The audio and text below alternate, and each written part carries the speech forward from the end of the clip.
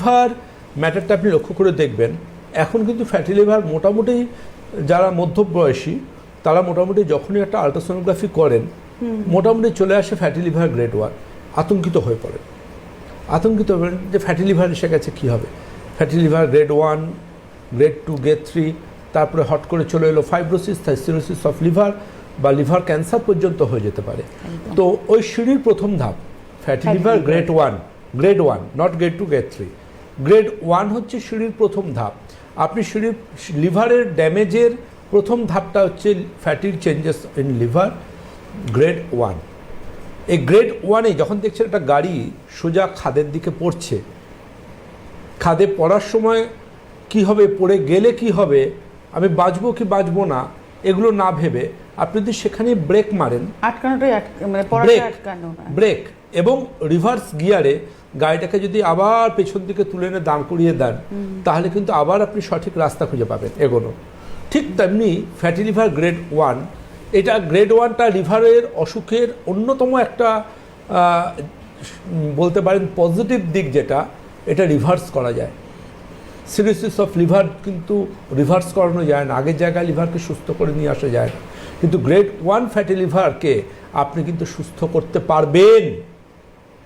আপনি কিন্তু ওই খাদে পড়ে যাওয়া গাড়িটাকে রিভার্স গিয়ারে ফিরিয়ে আনতে পারবেন, এটা রিভার্সেবল, এটাকে আপনি নর্মাল জায়গায় আনতে পারবেন এবং এই নর্মাল জায়গায় আনতে পারবেন ডায়েট আর লাইফস্টাইলের হাত ধরে। কোনো ওষুধ লাগবে না, কোনো ওষুধ লাগবে না, ডায়েট আর লাইফস্টাইলের হাত ধরে কিন্তু আপনি স্বচ্ছন্দে পারবেন এই সমস্যাটার থেকে নিজেকে বার করে আনতে। কি ডায়েট করবেন, কি লাইফস্টাইল করবেন, লাইফস্টাইল মানে কিন্তু আমি এটা কখনোই বলবো না সময়ে খান সময়ে ঘুমন। অনেকে ভাবেন যে ডাক্তারবাবু আমি তো টাইমে খাই, টাইমে ঘুমোই, আমি জীবনে এক ড্রপ অ্যালকোহল খাইনি, তাহলে আমার ফ্যাটি লিভার কেন? অনেকে ভাবছেন যে আচ্ছা এরকম আমার কেন হচ্ছে ডাক্তারবাবু, আমি তো একদম কিছুই করিনি, আমি লাইফে একদম দারুণ জীবন কাটাই। আবার অনেকে ফ্যাটি লিভার ধরা পড়ার পর তিনি কি করেন, তিনি ভোরবেলা উঠে সকাল সকাল স্নান করে নেন, সকাল সকাল খাবার খেয়ে নেন, তারপরে এইভাবে কিছুদিন কাটানোর পর সন্ধ্যের মধ্যে ঘরে ফিরে আসেন। তো এরকম কাটানোর পর যখন 2 মাস বাদে 3 মাস বাদে আবার আল্ট্রাসোনোগ্রাফি করেন, দেখেন ফ্যাটি লিভারটা যে কে সেই রয়ে গেছে। তাহলে জানতে হবে প্রথম যে ফ্যাটি লিভারটা হওয়ার যখন ধরা পড়ে গেল তখন আপনি ঠিক কী করলে ওষুধ লাগবে না, খালি ফুড আর লাইফস্টাইলে আপনি কী করে স্বাভাবিক হতে পারবেন।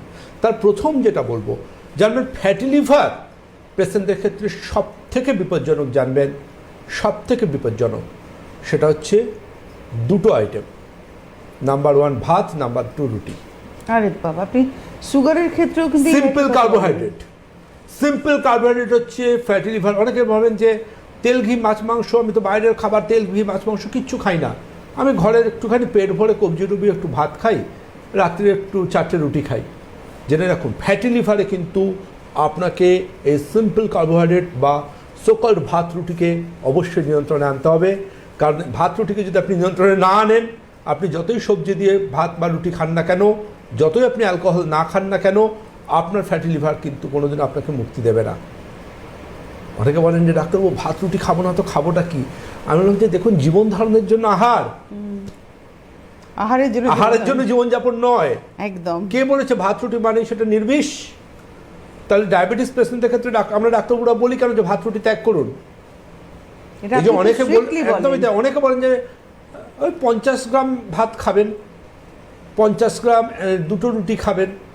আমি বলবো যে দেখুন ভুলটা ভুল, ঠিকটা ঠিক।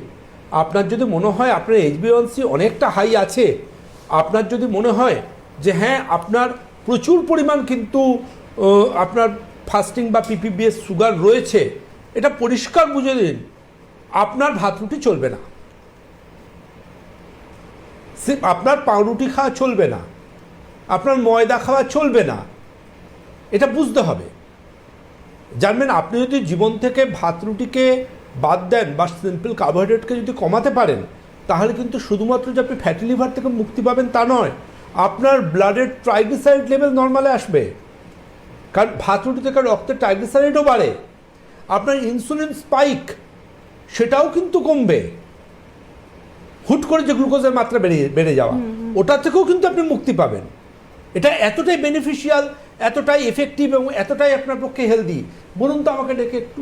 একটা ভাত বা রুটি থেকে কী ঠিক পাবেন? অনেকে ভাত আর রুটির মধ্যে বা একটু ভাত খাবো না রুটি খাবো। কারণ যদি ভাত নিরুপায় হয়, ভাত ছাড়া চলবে না, একদম লেবেল দেওয়া থাকে না প্রোডাক্টের গায়ে, নাম আমাদের গায়ে ভেতো বাঙালি, তাহলে বলবো তাহলে আপনি মোটামুটিভাবে ওই লাল চাল বা ব্রাউন রাইস ওটা খান।